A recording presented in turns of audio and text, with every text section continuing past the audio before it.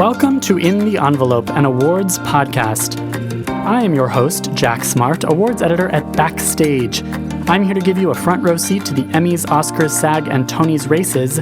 Who is in the running? What makes an award-worthy performance? And what are the secrets to giving one?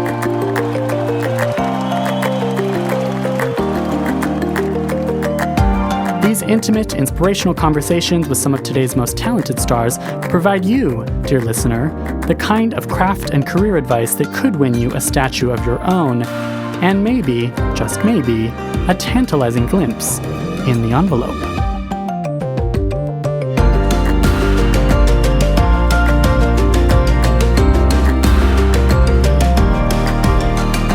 But it was like interesting getting told no so much because I mean it was just a good experience. Like there was I got really like used to and comfortable with rejection and like being told no and like being like I don't get it.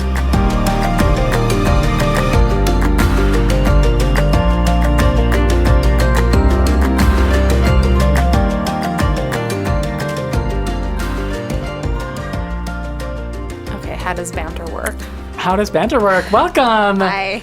Allie. So happy to be here. White. Yes. Do you want to introduce yourself? This is Allie White, folks. I'm Allie. I'm the digital managing editor of Backstage and a huge Queer Eye fan. Aha! Which is relevant to today's In the Envelope listeners. You may have just heard the dulcet tones of Jonathan Van Ness's voice as we preview this episode. But also, Allie's here in the studio with me, just having said goodbye to him. He was just here. He was just here. I was a little starstruck. Yeah. I thought you played it very cool considering how starstruck you were beforehand. That's why I kept my jacket on, because I was nervous about like a sweat stain situation. He doesn't care. No, he doesn't care. He sees our inner beauty. He does. He really does. For those who may not know anything about him, like what do we need to know about his philosophy or his basic... Why do you love him? He just I feel genuinely cares for everyone he interacts with on Queer Eye. Yeah. And is unapologetically himself. Yeah. And I feel like a proud parent, even though I met him for literally 5 seconds. I've been a fan of Queer Eye since the Carson Kressley days. Of course. In the early 2000s. Early 2000s. Queer Eye for the Straight Guy. Queer Eye for the Straight Guy, which is a problematic show name. And they... Sure, but it was, it had to be what it had to be. Yes, exactly. Yeah, the times have changed. And then when Netflix sort of revived it, I was super psyched, but had fairly low expectations. Wait, and you had seen Game of Thrones before that? Yes. Yeah. I'm sorry. I also was a huge huge Game of Thrones fan, and I don't remember how I came to discover Game of Thrones. Not through me and through Backstage? I've been watching Game of Thrones since season 1 on Funny or Die. Yeah. I just thought he was great, and the concept of that show is so funny. And obviously it's scripted, but he seems so natural in the way he's doing it, and the whole setup and the salon chair. Yeah. And then when they announced the casting for Queer Eye, I was like, I know him. Me too, right. I was kind of like, oh, everyone's going to know him from Queer Eye, but I know him from Game of Thrones. Yes, I was OG JVN. Totally. And I feel like on Queer Eye... And also in his social media presence, he has really grown into himself. Yeah. It's whirlwind of the last 3 years for him. Yeah. It's been a skyrocket to fame. Yeah. He seems to have embraced... He seems tailor-made for fame, honestly. I was going to say, yeah. Well, his work ethic is super impressive. Yeah. So we were saying earlier, he's so freaking busy. I'm so grateful he had time to come here on his day off. You talked about the podcast. I listened to a lot of the episodes. His podcast, Getting Curious with JVN. The fact that he self-produced it and was emailing specialists. Yeah, he had to book all his own guests. Yeah. We talked about how at one point it faltered in the timing with that, and Queer Eye was really interesting. Yeah. He's had a really interesting path. I mean, on this podcast, we talked to people who've had that skyrocket to fame, but I think what I liked about this interview was hearing about you've had your big break. Game of Thrones was a pretty big break. And he then wanted, partly because of his work ethic, to have a bigger break. And I feel like there was excellent advice about how to do that. Yes. And I also love that he did not set out to do this. Yeah. He really sort of fell into it and has embraced it and run with it in a way that seems kind of crazy. Looking back, yeah. he fully is a fully trained hairdresser. He co-owns a salon in LA. Totally. That's the thing that I would say the main thing to know about JVN, Jonathan Van Ness, is that he's a hairdresser. And I love that even his advice was sort of told in the form of metaphors relating to hair. Yeah, and his version of like memorizing lines was memorizing like color formulas for highlights. And the comedy stuff too was interesting for anyone who's trying to be an aspiring stand-up or otherwise. Like comedy is sort of an interesting, we're going through an interesting period with comedy right now, but it's also something that can apply to a lot of different things. Yeah, I think this interview has something for people who've already achieved success and for those who haven't achieved that level of what they want. And for like anyone in rural, I think he's from like Illinois. Rural Illinois and then Arkansas, yeah. Just like... We didn't talk about how he dropped out of school and then he went to go study hair. And then he really moved to LA with not a lot of plans, just a big old dream. I know his whole life story. Well, we're going to have a brief break and then a bio, and then we're going to get to this interview with JVN. Allie, thank you for being my guest co-banterer for the first time. Thank you so much for inviting me. This was the highlight of my year, and I had a baby this year, so that's saying a lot. Yay!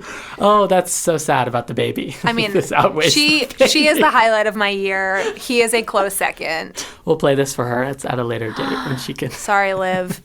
I love you. This episode is brought to you by Barry on HBO. This dark comedy stars Bill Hader, who created and executive produced the series along with Alec Berg. Barry focuses on a depressed, low-rent hitman from the Midwest who falls in love with acting while on a job in LA. Critics have hailed the comedy's second season as fascinating and hilarious, remarkable, and audaciously original. 17 Emmy nominations, including Outstanding Comedy Series. Visit hbo.com/FYC for more on Barry.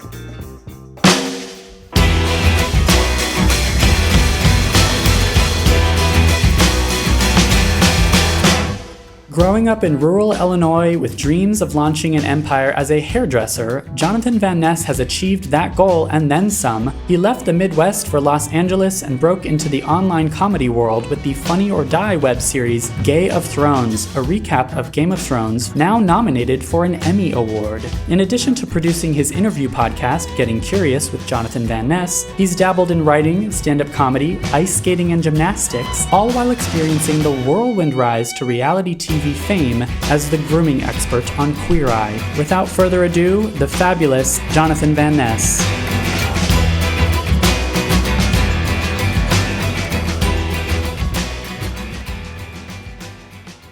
I need oral surgery. I need to get my wisdom tooth out. Are you serious? We don't need to do headphones. Oh my god! But I have a lisp when I record. I have a lisp. You do? Yeah, it's not usually the thing. So did your wisdom tooth just come out? It's ready to come out. It's ready. She's making her stage debut. But she wasn't poking out for years? For years. And it's the kind of thing where your dentist is like, oh, you should get it looked at eventually. And now suddenly my gum is like inflamed. This is such a lovely way to start an interview. No, it's fine. No, and please. I love it and I want to know more about it. My S's, I can't quite wrap my... When did this start? Like a week ago. So you woke up a week ago and you were like, oh, my bottom... I can't chew. My bottom left corner? Yes.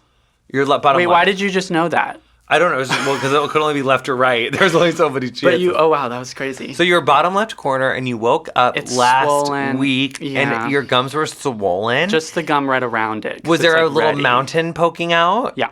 And it's a mountain. At one point last weekend, it was over the other tooth, so I really couldn't chew. I've been just drinking juice for a week. That's crazy. I know. And I had to go to California, so I couldn't get the surgery. I'm a mess. So in nature, before dental surgery, we just used to be 28 and get wisdom teeth, and that meant that we were getting older or something? Yeah, the wisdom teeth were the backup. You had kids' teeth and then adult teeth, and then if you needed more, they came in. Ugh. And I actually kind of like my lisp. You sound great. You sound great. Jonathan Van Ness, thank you so much for joining us on In the Envelope, an awards podcast. Thank you for having me. I really appreciate it. I know you're so busy, so thank you. Of course. My pleasure. You're Emmy nominated for, we're going to get coffee. Oh my God, I'm so sorry. The timing of it all, your teeth, problem. My coffee. It's been quite the summer. It has. Honestly, You're not kidding. You're not kidding. Yeah. You dropped an entire season of television. Mm-hmm. Oh, well, 2 if you count Game of Thrones, which also aired, I guess, in the springtime. Yeah. I'd really like to hear about Game of Thrones specifically on this podcast because we are Backstage. As you may know, we are all about the early career, aspiring actor, entertainer, like performer type. And we're all about making our own work. And that's what you did, right? Yeah. Well, really, the story of Game of Thrones would have never been if it weren't for Erin Gibson, who is the director of Game of Thrones, and she's the creator of the show. And she is someone who has been a really dear friend of mine for a while, and for almost we're bordering a decade. We're like approaching a decade of knowing each other, and it all started when I was doing her hair one day, and she was like, have you heard of this show Game of Thrones? And I was like, well, actually, what really happened is the girl who was next to me in the salon, Monique, who we love so much, was like talking to her client about Game of Thrones, and I was like, oh my gosh, what is this show? I've heard of it. That baby boy, honey, in his sash, he's got such a bad attitude, and he wants. He's a little. Yes, he's a little. He's just a little rascal, and he wants to kill everybody. And then I went on a little fugue state recap, and Erin was like, well, we have to do this for Funny or Die. Oh my gosh! And that was kind of what started. But at the beginning, it was. I think there was like 5 of us, or 4, including like me and Ross, who was he was a producer who also doubled as our first guest. Yeah, it was a very we had a small like crew, and it was amazing, and it was Funny or Die gave us an opportunity, and it was really supposed to be like one episode, and then I think the first episode was people just responded to it, and then we were able to get Alfie Allen on our second episode. Right. And that, I think after that, it was like, okay, we have something here. Let's keep doing this. And it became this thing that I looked forward to like so much every year because I am a hairdresser. Right. And that's what still are. That was my intent, was to be like a hairdresser who didn't need to ever borrow money from their parents. Right. You weren't expecting to have like networking opportunities with people in the chair. No. and it's just been so fun to discover this other side of me, or this other side of myself in my 20s that was like, I always knew that I was opinionated, and I always knew that I had something to say.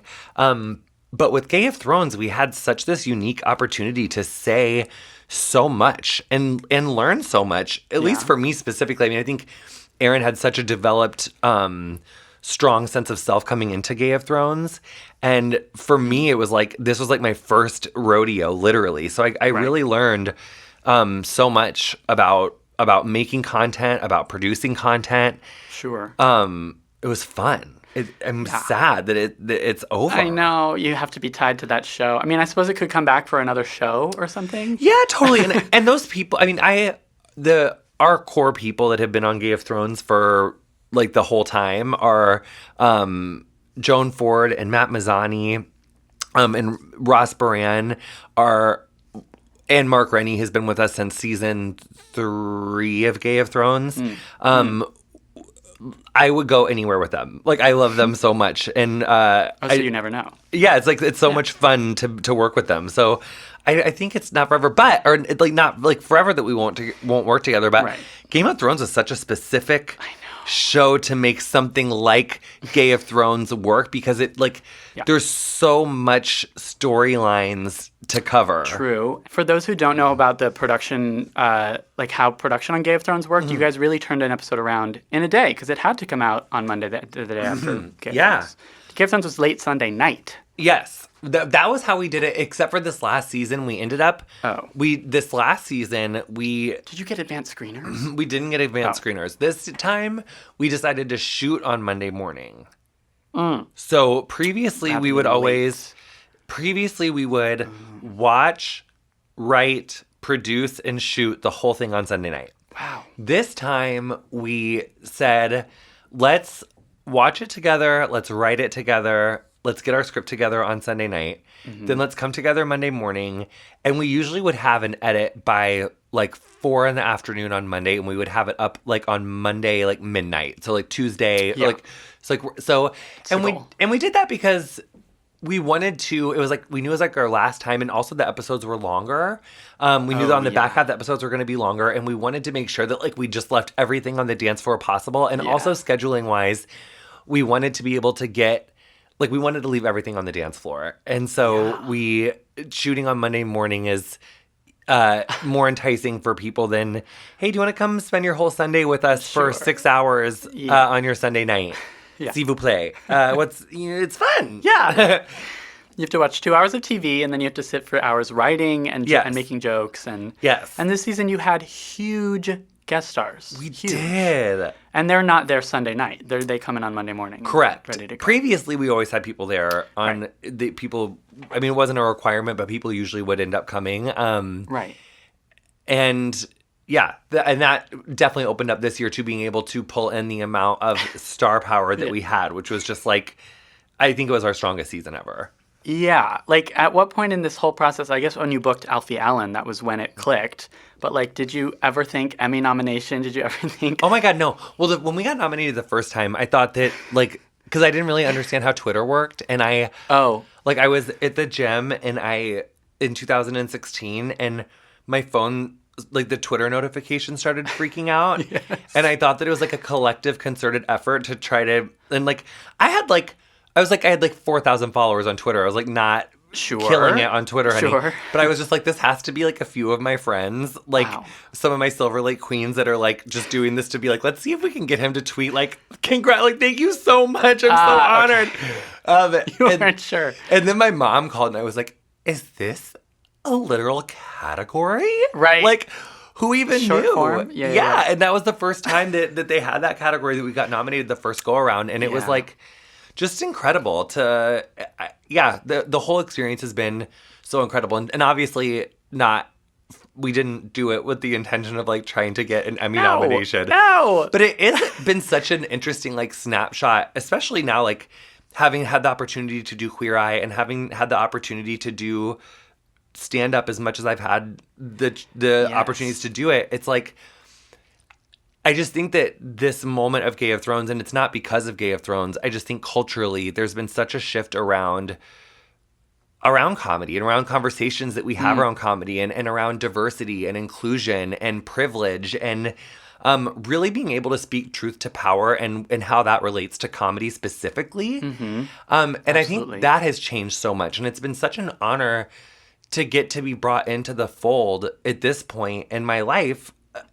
And to be able to take something like Game of Thrones and use it to like inform people about perspectives that they have not had has been like really cool. And it's also informed me on like how I want to carry myself in like the rest of my career.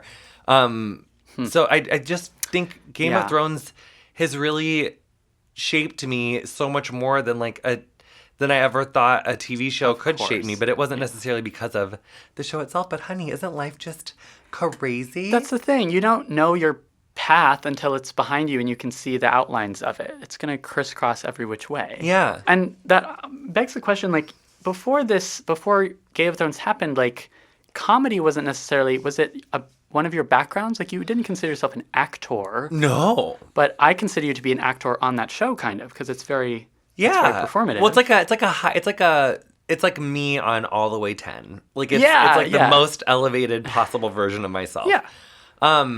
I think that I was a comedian in the way that Mrs. Maisel was a comedian before she started doing stand-up. Okay. Wow. Like I just was doing my stand-up sets like behind the chair. Yeah. And I was performing like while I was doing corrective colors and like, you know, I'm like, how do I turn this client being 45 minutes late? Literally showing me a picture of Daenerys Targaryen, being like, I need to be out of here in an hour and a half, and it's only going to be $85, right? Like, while I have two other clients, and you just need to be like... It's almost a coping mechanism. Yeah, like, it's like I have been really, you know, making a lot of crazy situations hilarious for a long time. So I think I had a natural inclination towards hamminess or being funny or wanting to entertain people. Yeah, but I didn't know that I would do it on camera necessarily. Right. It's just proof that you don't need to go to acting school necessarily or any kind of performing arts school. Like, you can find other skills that require that and bring it to, like, random opportunities. But then just, like, Mrs. Maisel's manager says, you know, she's like, no, queen, you need to get up and, like, you know, doing stand-up at these parties doesn't count. You need to go do it. Right. Totally. So I have also had to, like, you know, now that's you. And I've like definitely have, like, cut my teeth in a making content way, in a comedy way, in a stand-up way, in a YouTube way, in all sorts of ways. Yeah. So I think it's, like, everything is such a learning process. You're just getting started, too. Yeah, hopefully. Fingers crossed. Take me back to the very beginning, because if acting was never... I mean, what was I know cheerleading. It's an early passion. Gymnastics really was. And carpet figure skating, because I couldn't real figure skate. I also was just, like, obsessed with obsessions my whole life. Interesting. Like, if it was, like, stamps, coins, rocks, cheerleading, figure skating, like, whatever it was, I wanted to know, like, the Romanoffs. Like, I wanted to know, like, everything that I could about it. Like, my aunt made the mistake of taking me to see, like, the animated classic Anastasia. And, like, I literally, like, how some kids would freak out about, like, wanting, like, a Tamagotchi in this era. Right. I was like, if you don't take me to the public library so that I can go watch videos about the Romanoffs, like, old documentaries, like... If there's a chance that Anastasia lived, like, I need to know. You need to know. If it's you, it could be you. I had to know. I also had a neighborhood, like, newsletter that I did, like, once a week. That you published? Yeah, I was really into it. I was really, really, really into it. I think it had, like, 3 issues. Yes. I was my top story that I was really keeping my eye on was these, like, little swans that had been birthed in, like, a lake. I was really moved by them. But yeah, so I think that's kind of well, like, you cut your teeth and there, tennis. too. And tennis, I was also really obsessed with tennis. Okay. Not so much playing it. I couldn't run, and I was obsessed with powdered donuts, Pop-Tarts. Also, like, this one restaurant called, like, Tower Pizza in my hometown that, like, I could literally, like, if I never ate anything else again, I'd be fine. But yeah, like, watching tennis, like, Martina Hingis, Venus Williams, Serena Williams, like, I was, oh my gosh. Obsessed with obsessions. Yes. Like, passionate about passions. Yes. That's the way to become, like, the right kind of nerdy. Like, it sounds like you were nerdy. I guess, about the things that I thought were cool. Yeah. Oh, and beauty pageants. Yeah, and the Olympics. Which is relevant. And the Olympics, of course. And at what point was it hair?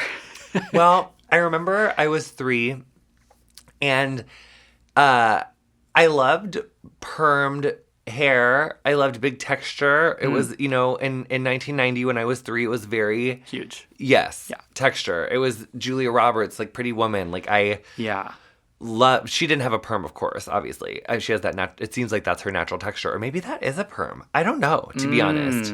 Yeah. I feel like she's got reddish. wavy hair. Is she a redhead? Yeah. She is. Okay. It seems like she's a redhead. Like, she's one of those, like, elusive... But she's gone, like, blonde sometimes. Would you do Julia Roberts' hair? I would, like, do anything to do Julia Roberts' hair. Yeah. But I don't want to deal with, like, cutting it or doing her color because, like, I feel like... But I would totally blow it dry. You just style it. Yeah, because, like, I wouldn't want her to be like, oh, my gosh, this fringe is too short. Then I'd be like, ew, you're a nightmare. Like, I don't... Like, you know what I mean? Like, I don't... Like, like, let's just, like, do something impermanent and, like, just, like, do, like, a gorgeous beachy wave. And or, talk like, about... Yeah. Yes. Like, I just want to... Honestly, like, I would probably, like, like... somewhere between, like, interview and interrogate about Erin Brockovich. Yeah. Wow. Yeah. I'm obsessed. Moulin Rouge is another obsession for me. Of course. Oh, same. Yeah. Same. Way before I realized I was a gay person, which sort of brings me to this other question of, like, is it true that you were always out? And, like, why? And, like, what were the did you have role models? Like, what were the inspirations? I did have a few. I think I stopped saying, when people asked me if I was gay, I started saying yes in, like, 6th grade or 5th grade, I feel. But prior to that, I was, like, wearing, like, purple tights with, like, the tallest Doc Martens I could with, like, an off-the-shoulder Barney purple sweatshirt that was, like, an extra, extra large. Yes. Yeah. To match the tights with my, like, brown leather Doc Marten, like, knee-highs. I was really committed to basically how I dress now. Sounds accurate, yeah. Yeah, or pajamas because I was so depressed. Or this like 1996 women's gymnastics team warm-up suit that they had in the girls section of Target. It was like the same warm-up suit that like the Magnificent Seven wore, and they sold it at Target. And I got 3 of them, honey, because I wore them. I wore holes in them. I was like, my mom was like, please change. I was like, no, bitch. This is my outfit. This is who I am. And then you know what I was for Halloween that year? I wore that same outfit. I wore my same warm-up suit, but then they were selling these like political masks. They had like Ross Perot, Bob Dole, and Bill Clinton, and so I got a Ross Perot mask, and I was Ross Perot in a women's gymnastics warm-up. So I was Ross Perot for Halloween that year. We're getting such little snapshots that like compiled they become like who you are. Yeah. Like, it's like yeah. So the purple, all of it. Yeah. But so I was basically always out and very much myself. I could not help it. You could not help it. Yeah. Was it inspired by pop culture? Like you were obsessed with role these models. things? I'm so sorry. Yes. No, yeah. Rupert Everett and my best friend's wedding. Okay. Yeah. I used to like throw pillows on the ground and hump them. I would freak out for him in that movie. I could not handle it. Especially when at the end when he like showed up and she's like, I didn't tell you I was wearing a purple dress. And he's like, I creep across the floor like a minx jungle cat. I was like, oh my God, Shiver Me Timbers, like Rufus Wainwright, like not Rufus Wainwright, but also, speaking of Rufus Wainwright, by the time I got to be like 10 to 14, I feel like I discovered him. Rufus. Yeah. Maybe more like 13, 14, because it was really Moulin Rouge where I discovered him. Yeah. So probably like that was 8th grade. Yeah. Rudy Galindo, 1996 U.S. national figure skating champion and also 1996 world bronze medalist in figure skating. Okay. He was once the pair's partner of Christy Yamaguchi. Gotcha. And then they went their separate ways to like pursue their individual careers, but he was out in 1996. Oh, he was. And was also HIV positive and out about his status in the mid-90s, winning national championships and getting the bronze in worlds. Wow. Like, I didn't know any of that. He's so undercelebrated and like people don't even know, but like, yes, like I did have role models that I thought were incredible and also, like in high school, it was like honestly the Fab Five. Like it was like Queer Eye. Like that was huge for me. Like my grandparents were obsessed with that show, and seeing like 5 men be on TV and loud and queer and, you know, wearing a gorgeous false lash and a loud paisley print shirt. Yeah. Like my grandparents loved it. And I was able to like watch something with them and like celebrate something that prior to was like not celebratable. Yeah. So I think that like those were all big role models for me. And also like Margaret Cho and like Ellen DeGeneres in the 90s were world. Really major for me because I would stay up late and watch their specials on Comedy Central like when they did that in the day, which I loved. And now you're like friends with them? Yeah, especially Margaret. Yeah, I'm really close friends with her, and I just that surrealness is always. I mean, even just like this morning, like I was like. My day started with like gymnastics for an hour, and then I went to figure skating for an hour. It's totally good. It's healed up, but like there are so many parts of myself that I had said goodbye to, like in a peaceful way. Like I was really happy doing hair full time, and but there's just like life is just so cool. Like my inner child is like I can't believe how lucky I am.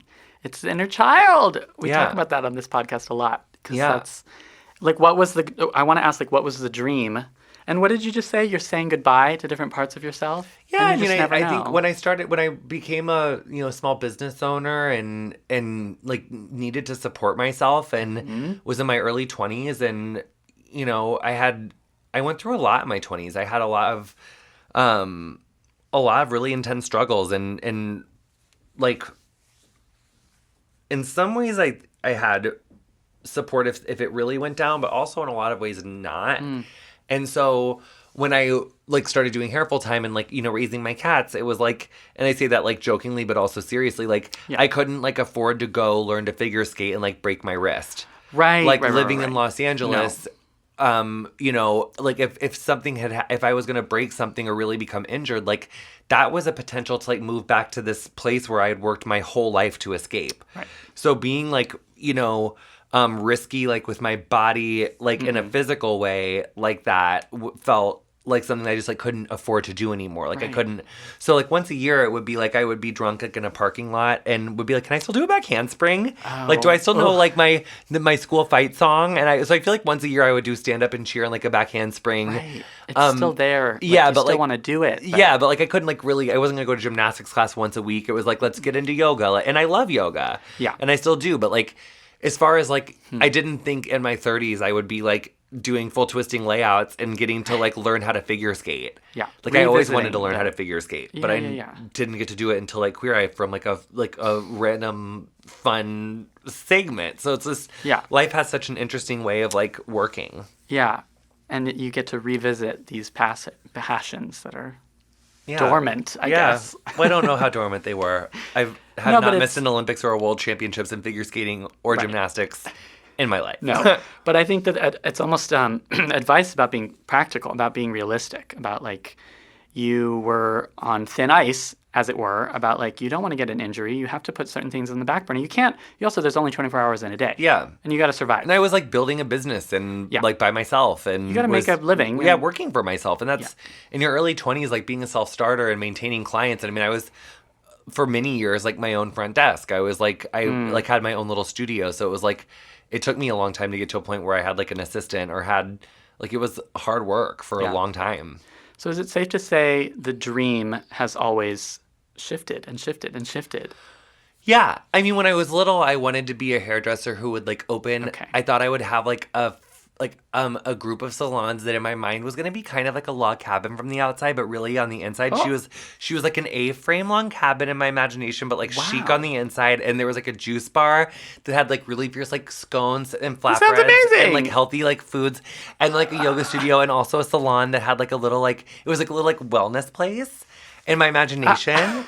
Why isn't this a thing? You could, this is amazing. I know I could, but maybe I will. Maybe that'll be like on my 40-year plan. Exactly. Can we edit that part out in case someone steals my idea? I'm just kidding. Sounds like a great idea. I need to get like a non-nightmare guy who owns Equinox. I need to get like a conscionable... Girl, last week was insane. I know. I can't go to Equinox anymore. Same. Like, I honestly just want to go to Equinox and be like, which one of y'all is all up in here still? Girl, bye. Bye. Going to... like some local gym that I'm not going to say on this podcast in case some crazy person like goes to like, you know. Yeah. God. But it also really made me think about where my money goes and like apparently that same guy there's owns... no crazy people that listen to this podcast. It's all like Emmy voters. Y'all, I'm about to go to Chelsea Pierce to their gym because I hear it's real nice. Oh, that's true. And I hear it's real affordable. Yeah. So yeah. And Julia Roberts is listening to what? the podcast. She's listening for sure. Oh, I thought you meant she goes to Chelsea Pierce. I thought she lived in L.A. She's like in New York. Sometimes who knows I'm about to like never leave the gym at Chelsea Pierce. No. This episode is brought to you by Sharp Objects on HBO. Sharp Objects is based on the best-selling novel by Gillian Flynn. The story focuses on Camille Preaker, a journalist with a history of psychiatric issues who returns to her rural hometown to cover the apparent murders of two preteen girls. The limited series was hailed by critics as exquisite, hauntingly compelling, and a true masterpiece. 8 Emmy nominations, including Outstanding Limited Series. Visit hbo.com/FYC for more on Sharp Objects. What were we talking about before this? Dreams. Oh, dreams. Something about dreams. Yeah, my A-Frame Wellness Center franchise. Right. Yeah, which sounds amazing. And that was what age that you had that vision? Like 8 Is it early? Like 8 to like 12-ish. So I gotta say, you there? Like, yes, the dream changes and it grows and it shrinks when it has to, but like you're pretty close. Like you are building an empire. It's related to hair. Like it's in some ways it's bigger. Yeah. No one could have foreseen Queer Eye, but even moments before it happened, which I want to talk about. But like, it sounds like 8-year-old Jonathan knew. Maybe. I don't know. But I'll tell you what, he is like very happy. With good. You know, all things considered. Your inner child is very happy. Good. And last time I talked to you, I asked about like the auditions for Queer Eye, which I know you've talked about before, which is crazy. And we're all about auditions here on this podcast. But I want to ask about the moment right before, like where you were in your life. What was the mentality of like, how did you first find out about Queer Eye and why did you decide to pursue it? Sure. So it was the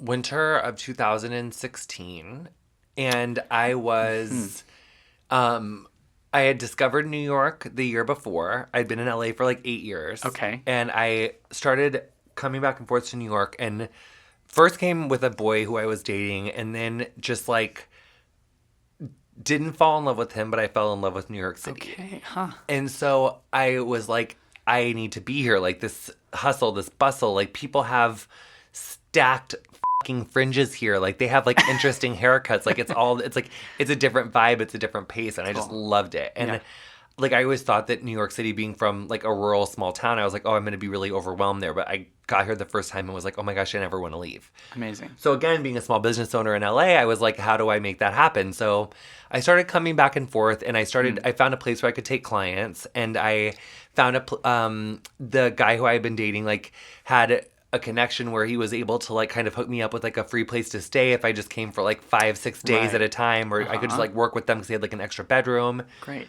So I started coming and doing clients, and my goal was to just be like very bi-coastal, and eventually I wanted to move to New York. Amazing. And I had, Game of Thrones happening like in the summertime. Yeah. So I finished Game of Thrones that year in 2016, and then just started going back and forth to New York as much as I could. Well, my first time in New York was that December of 2016. So, or was it? No, I lied. It was December of 2015. It was December of 2015 when I started coming to New York. Okay. So I was coming back and forth to New York for like a year. And then I was here in December of 2016, so that part was right. But I've been coming back and forth for like a year, wanting to be bi-coastal for like a year. And, every year, like when I would do Game of Thrones, like I loved it so much, but it's like I wanted to do more. I had started my podcast like after Game of Thrones because I was like, what's something I can do every week that will be something that I can like continue to learn about production in general, but also just about the world. I'm like an intrinsically curious person. And so I was like, I wanted like a project that I could do, and I didn't need to ask anyone's permission or like availability. I just wanted to have something that could be my own. Yeah. And so I started getting curious with that, and it had so much fun learning about podcasting in that world and getting it going. But I wanted to do more, and I didn't know what the vehicle was or like what the project was. And I had pitched several things with several people over the first 3 years of Game of Thrones. That was just not happening, and it was so many no's. Can I ask what kind of projects? Yeah, Aaron and I had done Aaron and I made like a kind of like a news recap-y sort of show. And then I did like a different makeover show with like Margaret Cho and her makeup artist. Oh, amazing. And we did like a pilot for that for like 9 months, and like shopped it all around LA. And 9 months. Yeah, and I also in those 3 years, like from 13 to 16 of Game of Thrones, like would go on like whatever like smaller, like there would be like random hosting auditions, or like a panel fashion show, or lots of like gay best friend sort of air quote, like have 3 lines of like comedy scripted things that I would get called in for auditions. But I would go on these auditions, and literally anything I ever did for a scripted audition, which I think there was like 4 in those 3 years of like a scripted thing, where I basically would go, and then I would realize like, I'm like, oh, they just wanted me to come in here on camera and go like, where are my dragons? Like with some cast, like I never was going in for a job. Like I was never going, like they just like wanted me to come in and be like, oh, like he's so funny. He's like from that show. Yeah. But I would get my hopes up like every time, and like be all like practicing and like all like, cause that, me, I'm like a happy, like, oh, it's like, so,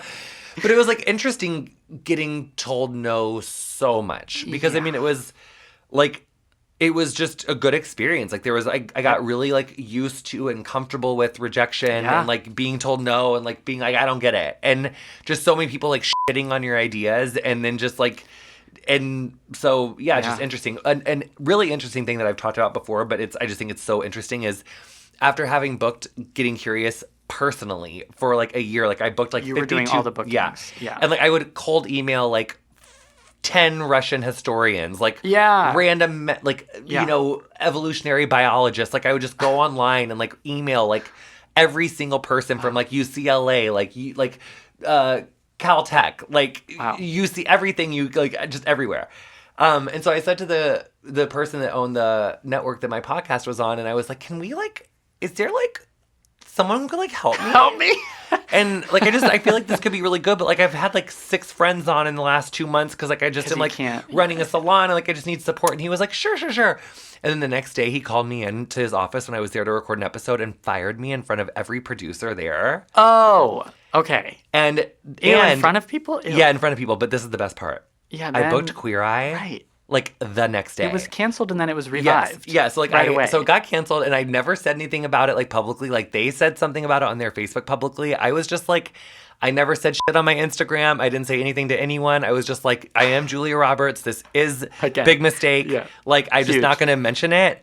And so I just kind of put it on the back burner. And then that week that it got canceled, I was auditioning for Queer Eye like that whole week. Like we were doing the chemistry audition like that whole week. So I ended up booking it like the next day and was just like, and so when I ended up getting Queer Eye, like doing Getting Curious and Game of Thrones was like, you know, because Queer Eye was a huge opportunity and there's obviously contracting stuff. And I was like determined, like, I was like, I'll do this. Like I would pay you to let me do Queer Eye, but I have to be able, like, I really want to be able to still do, you know, these other 2 things. Yeah. And we were able to do that. And I'm just so happy that that was able to happen. And even when we finished Queer Eye season 1 and 2, like we wrapped in September and we weren't announced until December and it didn't come out till February. Right. So as soon as we got home, I was just like, I didn't have a network to put Getting Curious on. I reached out to some of the team from Getting Curious that are friends of mine and they helped me produce it like independently. And then, which is Colin and Mary, who I still work with and they're still on my team, and Colin works with the place where I'm currently, which is Stitcher and Earwolf, which I love, and they're so supportive and nice. So yeah, I just like love Colin, and that was like such that. But that's where I was really I was like working to figure out what like kind of my post Game of Thrones thing was, because that was like the thing that I knew I was gonna have, and I was like, I gotta like figure out something before it's kind of over. You need a 1-2 punch, which was so interesting this year. Like every time I came into LA to do Game of Thrones, like I was just so grateful and almost just like in tears like the whole time, because I just couldn't.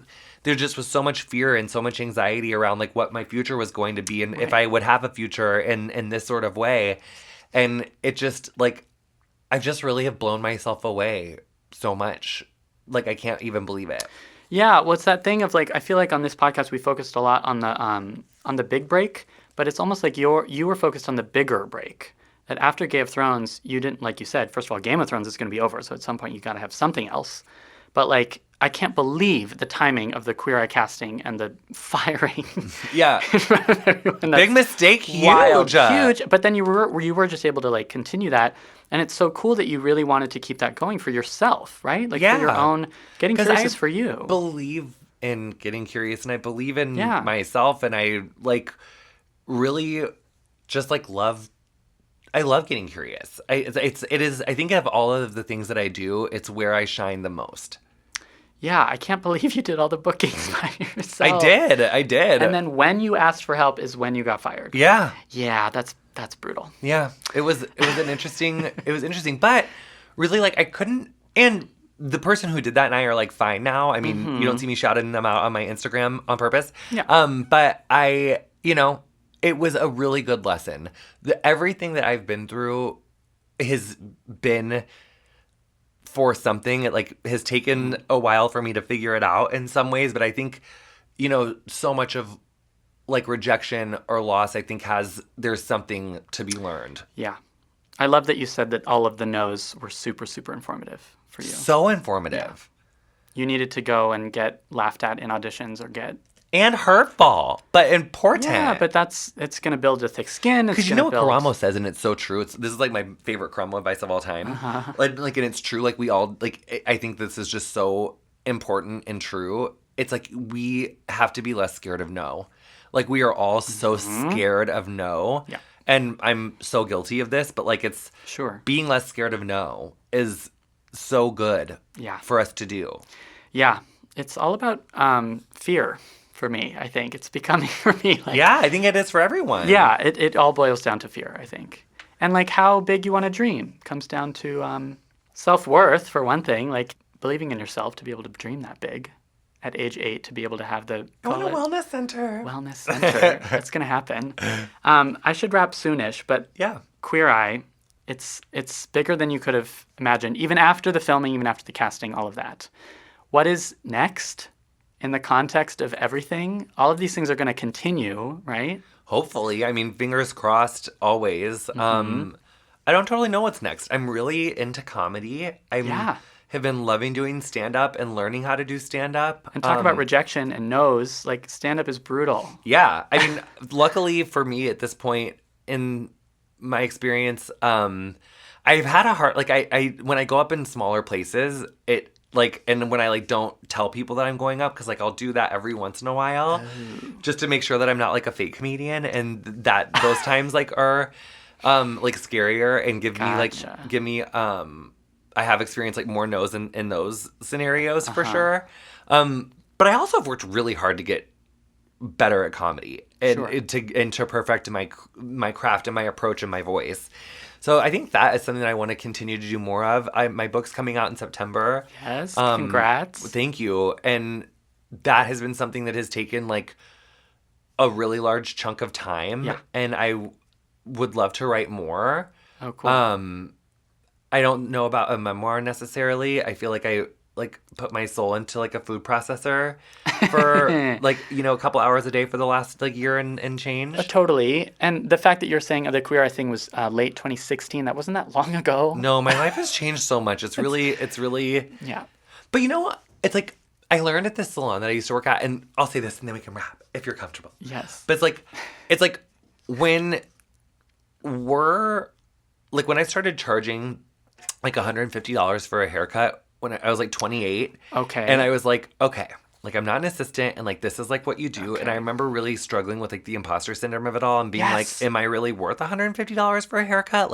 Exactly. And it's I don't know when I very first started charging $150 for a haircut if I was truly worth it.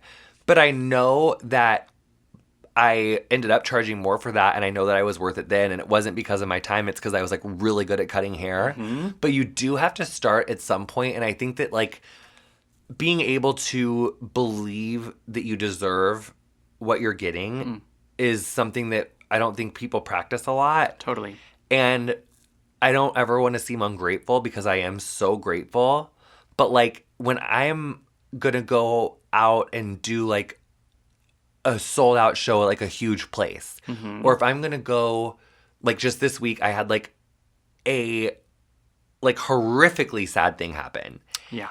And when I'm going on set directly after that, more with this horrific thing than normal, I was kind of oh my God, I can't believe I'm doing this. I can't believe this is my life. This is really hard. Work. Yeah, I had to an hour and a half later. Ugh. That morning, because I didn't want to hold up so many other people that they'd worked so hard to get so many things ready, and I was just wanted to be professional and show up and do that. But I never am permanently spooked by the things that I get to do. I'll have brief little moments of oh my God, this is so incredible. I can't oh, this is so exciting. Oh gosh. But it's I'm never bewildered. I always try to carry myself I belong there. Gotcha. And I think that is important because people can sense when you don't believe. Right. And it's in your body language and everything. So it's and it's even if you're feeling if it's extremely positive, if it's negative, it's carrying yourself you're meant to be there is I mean, unless you're in a really unhealthy bad place, bitch, and then you should put your shoes on and get the hell out. But if Take you're care of yourself. Yes. Yeah. But you know what I'm saying. Yeah. I hope. No, of course. It's that I've been thinking about it a lot. It's the thing about it's asking for $150 for the haircut is a good metaphor because it really is the imposter syndrome of, but am I worth that? And how dare you disrespect yourself in thinking that? But I got better at realizing I was, and then my haircuts got better. But you have to start somewhere. Yeah, well, there's that thing too of hey, I'm worth it. Is it fake it till you make it? Well, that's it. But see, then some people say don't say that. But I think it's all in moderation, right? It's if you're a doctor and there's a patient who is you don't fucking know why what's going.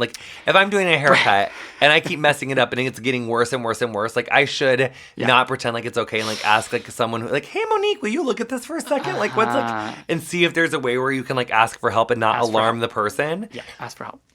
But also, there's times where, like, I did this, like, show in Montreal a couple weeks ago, and, like, I was supposed to, like, run out from behind this, like, screen that opens up, but it was, like, taking, like, minutes and minutes, and, like, I thought it would be, like, 30 seconds, but it was, like, so this crowd's, like, cheering and stuff, and I'm like, oh, God, like, this is, like, a live show, like, it's, like, should I...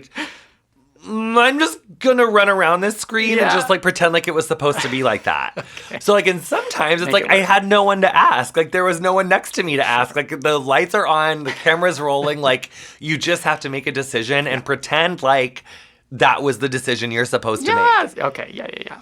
You gotta make it work. Yeah. I love these. This is all really good advice. Thank you. I love that hair is like a metaphor for lots of life lessons. Well, that was the most of all my 20s I spent in a salon. So... Yeah. Like, I think a lot about, like, if this was behind the chair, like, what would this be like?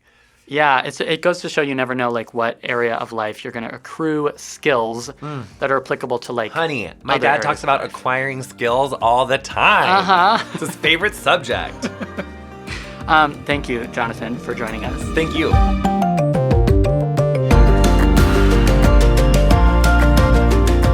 In the Envelope, an awards podcast, is recorded at Lotus Productions and Hyperbolic Audio in New York City and Soundbox LA, Mark Gross Studios, and Buzzies in Los Angeles.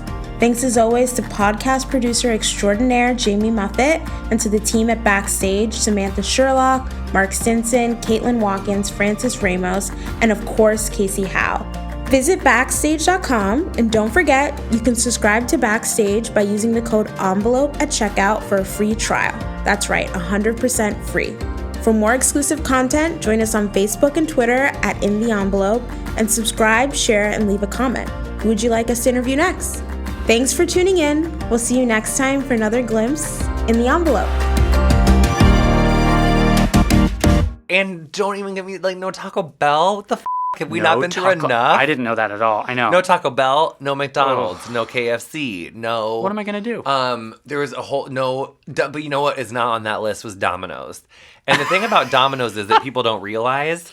Very liberal, very liberal. No, not only are they liberal, but they are liberal with their icing on their cinnamon sugar sticks, honey.